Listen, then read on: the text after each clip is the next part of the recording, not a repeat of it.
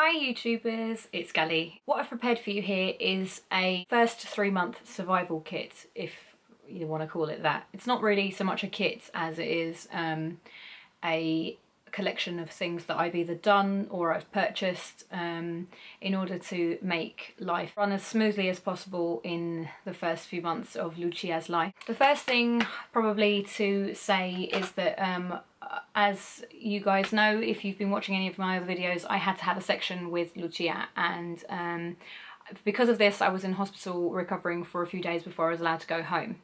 Now what that meant was that everything I was doing with regards to her was being very much micromanaged by the staff at the hospital. They wanted to force their way of doing things on me as opposed to letting me do what I felt was right.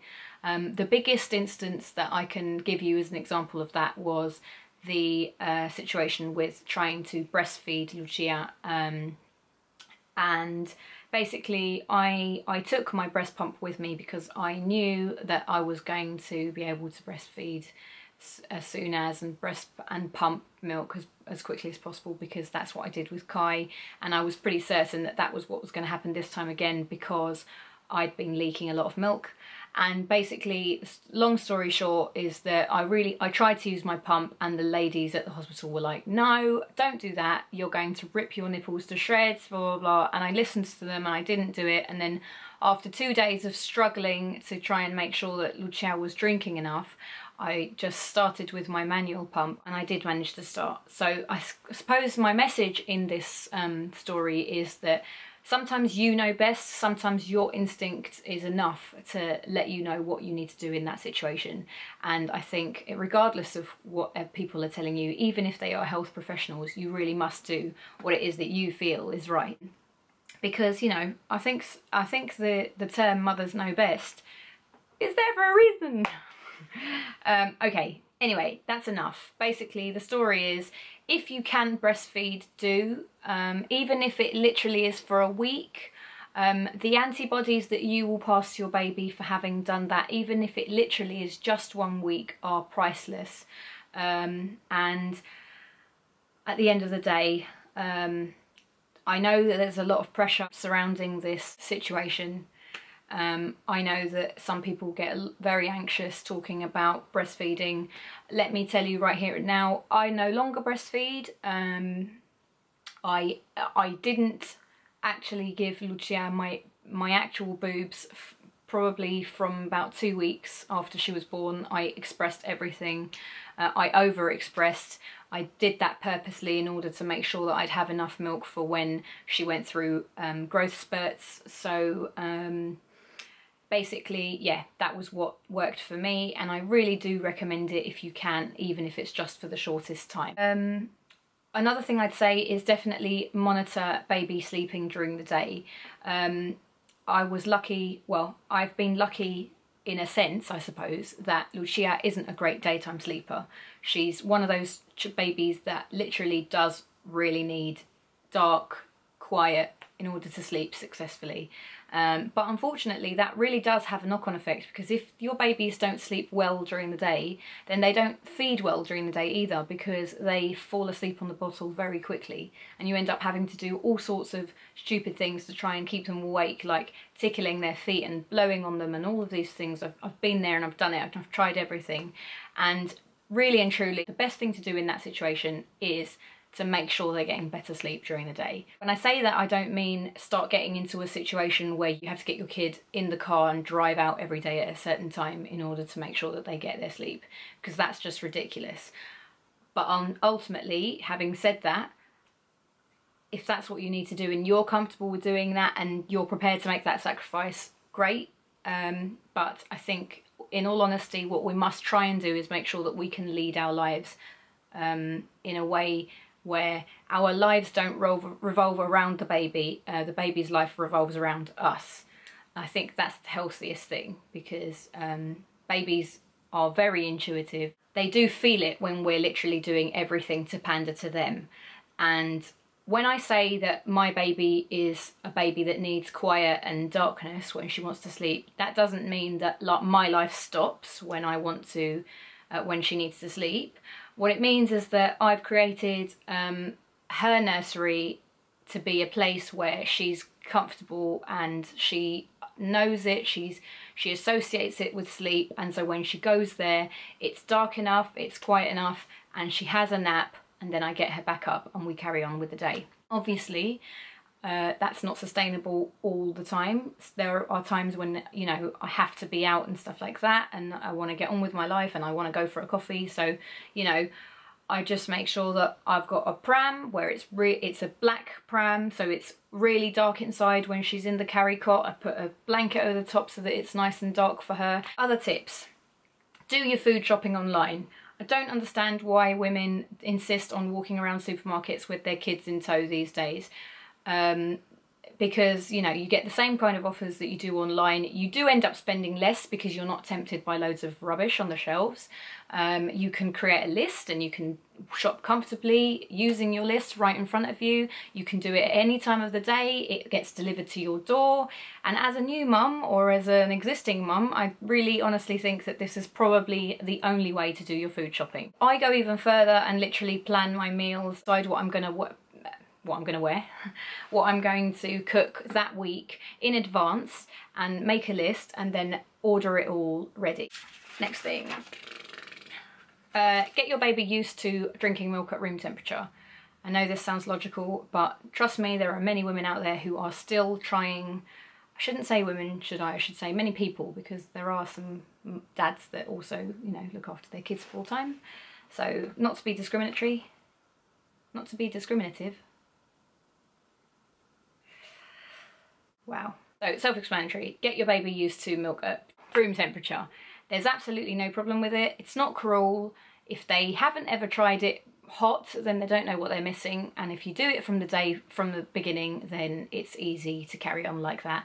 And it means that you don't ever have to struggle to make sure that your baby bottle is at the right temperature. And you don't ever run the risk of giving your baby a bottle that's too hot. This is going to be controversial, me saying this, but my next piece of advice is don't be too anal about sterilising and, you know, boiling and, you know, making sure that your bottles are ludicrously, you know, bacteria free. Many of you are going to disagree with this advice. It's not advice in actual fact, it's just what I do. Nobody has to do it, I'm just letting you know what I do. Just as a footnote, actually, I ought to tell you that my daughter Lucia has never been sick yet. She's 3 months old. She's never vomited regularly. She's never been sick. She's never had any kind of sickness. After about the first week and a half, I stopped doing the thing where you give your baby a fresh feed each time. It got to the point where it wasn't sustainable for me, because she was drinking, like I said before in my video, she was falling asleep on the bottle a lot, and it would be one of those situations where if I prepared a new feed each time, I'd probably be preparing about 15 feeds a day or more, and it wasn't sustainable. So I would give her, you know, the rest of the last feed, even if it had been there for a few hours. And most of the time I wouldn't have even had it in the fridge. Another reason why this situation came about is because we went on holiday and I bought those sterilizer bags, you know, the ones that you fill with 5 litres of water and then you put a tablet in it that makes the water in that bag sterile, and then you pop your bottles in and it can sterilise up to like 6 bottles at a time. Basically, the situation was I took those on holiday with me. The instructions said that you then had to rinse the bottles with boiled water after they'd been sterilised. I was staying in a hotel in Madrid, and I didn't have the ability to do that because I didn't have access to a kettle, which was the reason why I needed to sterilise bottles in that way in the first place, and so this wasn't an option for me. So I abandoned the sterilising bags situation, because obviously I wasn't about to just let her use a bottle that had been sitting in a bag full of water with chemicals. So I stopped sterilising. Shock horror. I didn't sterilise any of her bottles all that week. I just made sure they were really clean. I also didn't do the hot shot thing. I bought the bottled water that they sell in Spain that's for mixing with formula, which is demineralised mineral water. And I ought to add at this stage, I don't know whether you've done any research on this, people who are watching this video, but in France they always use bottled water, demineralized bottled water, and you know, if a whole nation is doing it in this day and age, then it can't be such a big deal. The point I'm trying to make is be logical, think about what it is that you're doing. Don't panic if you can't sterilize a bottle. Obviously, if your baby was born prematurely or is particularly susceptible to illnesses because of a pre-existing condition, or you're in a position where you did never breastfeed, so they haven't ever had any of those antibodies from you, and they won't have had the ability to create a better immune system as a result of that, then, you know, maybe don't necessarily take this advice. But if you were in a situation where you were able to breastfeed, even if it was for the shortest time, it's quite likely that your baby has got some immunity, so you don't have to necessarily be so anal about those types of things, I don't think. The reason why I'm saying that, I think, is because ultimately they've got to get their immunity from somewhere. They do have to ingest bacteria in some way, because otherwise they will never become immune to anything. And also, if we think about it logically, you know, thinking about how kind of the mouth harbours bacteria, you know, babies already have bacteria. So as long as whatever they're ingesting in the form of bacteria isn't in exponential amounts, then, you know, I think it's quite obvious that you don't have to be so anal with the whole sterilising thing. I'd ought to add a note to that. A very, very good friend of mine is a GP, and she told me really early on, Gally, I haven't sterilised a bottle in my life. And I just took it from her, and I thought, well, I tell you what, if she's doing it, then it must be okay, because she's a doctor. Okay, get a tumble dryer. Can't imagine how much easier my life has become now that I have a tumble dryer. Literally, I can't stress this enough. If you have the space, you can get them secondhand for next to no money, you know, £100, and the amount of time it's going to save you, it really is. You know, you're going to have baby growths coming out of your eyes, so try and get a tumble dryer if you can. And I would really recommend getting one that has a sensor so that it can sense when your clothes are, you know, almost dry, and it tells you to stop, so that you don't shrink anything. And literally, I bought one that does that, and I've never shrunk anything. I tumble dry everything, every single thing, even delicates and things like that. I tumble dry everything, and basically I got mine from appliances online for £200. So do it if you can. Buy a bucket. Get 12 bottles. My bottle of choice is this bottle. It's the MAM bottle, which you can deconstruct and sterilise in the microwave with a little bit of water in the bottom in 3 minutes, and you can sterilise as many bottles as you want, and all you do is add an extra minute for the extra bottle each.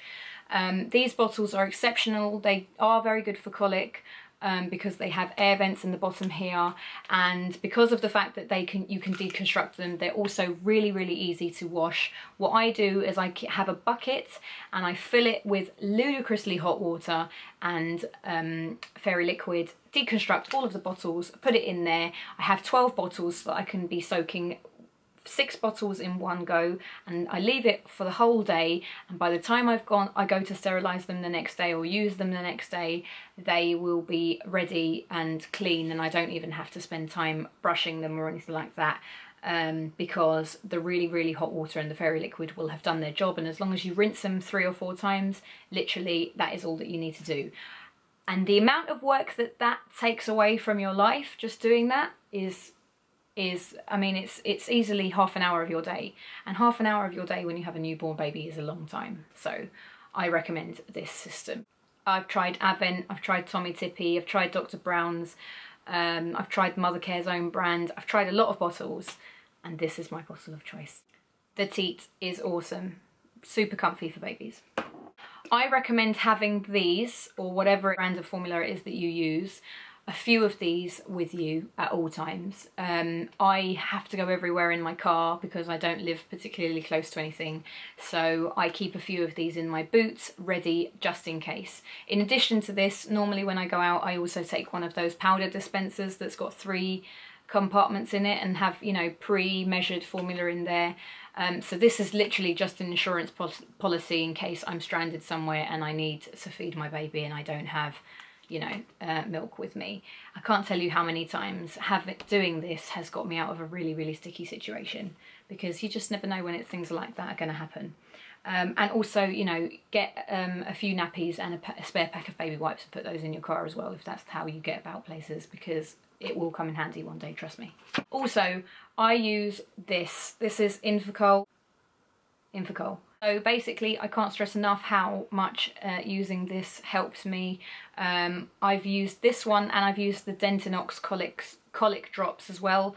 When I use this, Lucia brings up her wind literally so much easier, sometimes even on her own. You don't even have to pat her. As long as you don't use too much and you keep within the recommended allowance of how much you're allowed to give them, it's not in any way harmful. And trust me, they will thank you for it, because wind hurts. Use textures to create associations. But Lucia already sleeps all the way through the night. This is definitely down to a few factors, one of which being that she knows when she's in her crib for the night. I have a co-sleeper, so she sleeps next to us. She's got a special blanket that lines the bottom of the crib that is different to all of the other blankets that she has. Basically, it's ultra soft and it's fleecy, and because she only feels that at night when she has to go to sleep, I think she realises, I'm feeling this feeling, this is when I need to go to sleep. Another thing that I would say is carry on living. So what I mean by this is, don't be a martyr. Don't be one of these people that is like, oh well, if I literally spend the first year or 2 of my baby's life only living for my baby, not looking after myself, and not, you know, if you're one of these people that used to get your nails done and used to put makeup on every day and do all this kind of stuff, if you can, try and still do that. Try and still be the person that you were before. Don't forget yourself. This is obviously a lot easier said than done. It's really, really hard to even have the time to have a shower, never mind putting makeup on, and I really recognise that, and I don't want to alienate anyone when I say this, but if you do fall into the trap of becoming all about your baby, for starters, your baby will be overindulged in and will play you. And secondly, the people around you will start to only associate you with baby things, and it means that, you know, they'll start to think that you can only talk about your baby, or you can only talk about baby related things, and you know, that's never a good situation for you to get into. You do have a life outside of your baby. Don't lose your identity. I think women in general are better mothers when they remain who they are, in addition to being the great mum that they are. Because ultimately, you were someone once, and that's the reason why you got into this situation in the first place. It's the reason why someone wanted to have a baby with you. If you're having a baby on your own, great, you know, but that sense of independence and that sense of, you know, worth and being and identity came from somewhere, and just don't lose it. You know, I can't stress enough that I think some of the reasons why people struggle in their relationship after they've had a baby is because they forget themselves sometimes, and they, you know, they put themselves in a position where they think that people will think they're a better mother for only living for their baby and only doing the things that their baby needs and not what they need. And I think this isn't the type of thing that creates a healthy environment for your baby, because ultimately they shouldn't have you round their little finger. They will have more respect for you in the long run as parenthood progresses if you remain who you are and you respect yourself enough to keep going, keep doing the things that you were interested in before baby came along. Because ultimately you're providing an example for them, you know, you want them to have their own identity as well and have respect for their own self as well. Also, you know, as far as your relationship is concerned, you have to keep putting an effort into that as well as your baby. You know, try and paint your nails once in a while if you can. Try and, you know, ask your partner to look after your baby while you go out for a drink with the girls. You know, if he's not okay with doing that, then there's something wrong, because you ought to be able to. You really ought to. Don't just abandon everything because you've had a baby. That's my biggest piece of advice, I think. This is a ludicrously long video. I'm really, really sorry about that. That is exactly what I was trying to avoid. Hopefully it's in focus. I can't even tell whether it is or not.